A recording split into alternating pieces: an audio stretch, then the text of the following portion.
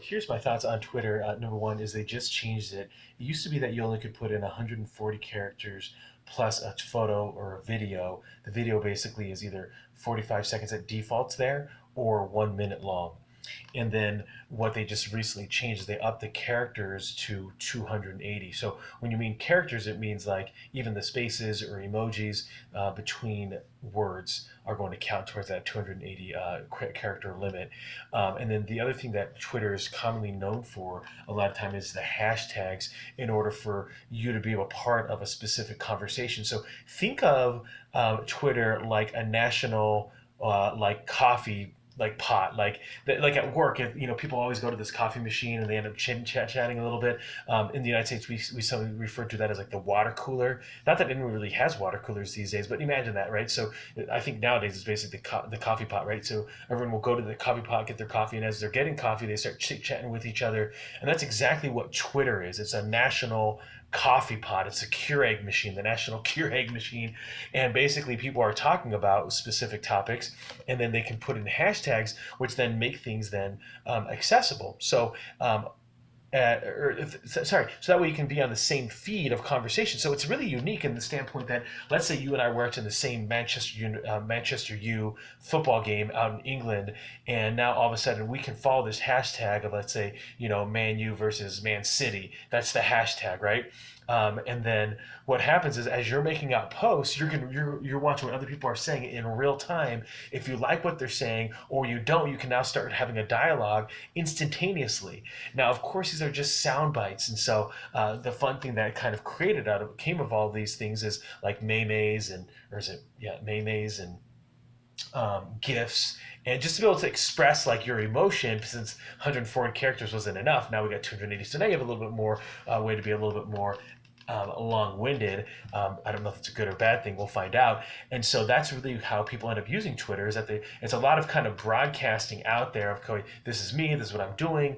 The cool thing about on the profile page of Twitter versus other apps is you have this pinned post that you can basically just sits there. So people come to your profile, they can see this first segment, right? Whether it's a caption, a wording, a video, and it kind of just can encapsulate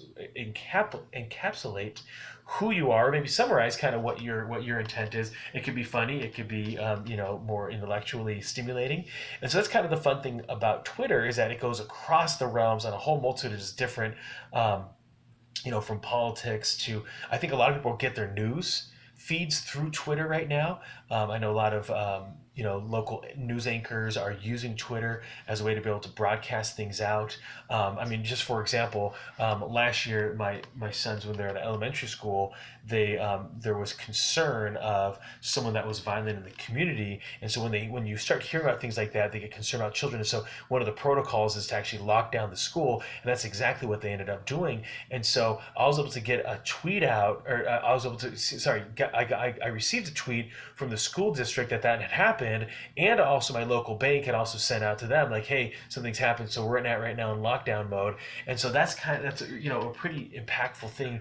You think about how else would I hear that information, and so it's almost can be used as like a public service announcement tool as well, because it can, again, it's just that, think of it, you're just blasting it out there like a megaphone digitally. It's like the digital megaphone, and then people can consume it as they wish. And so for you, as you think about utilizing Twitter, the question would be, is number one is, as you put different tweets out there, what do you want it to be said of you?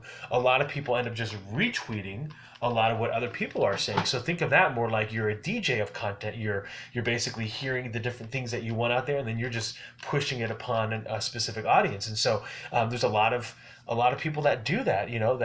That's what they end up being, a curator of information for people. I like the word DJ just because it's a little bit more informal. I think people understand that like a DJ typically isn't making their own music, their own beats, their own songs, their own voice, but what they're, from a singing standpoint, but what they're doing is they're having maybe some commentary, maybe some interviews, and then they're bringing forth what they think the audience, you the listener, might really be enjoying. So it's the exact same thing on Twitter. When you start retweeting things, you're like, oh, this is of interest to me, I think you guys might find it interesting too, and then that's how the retweets occur.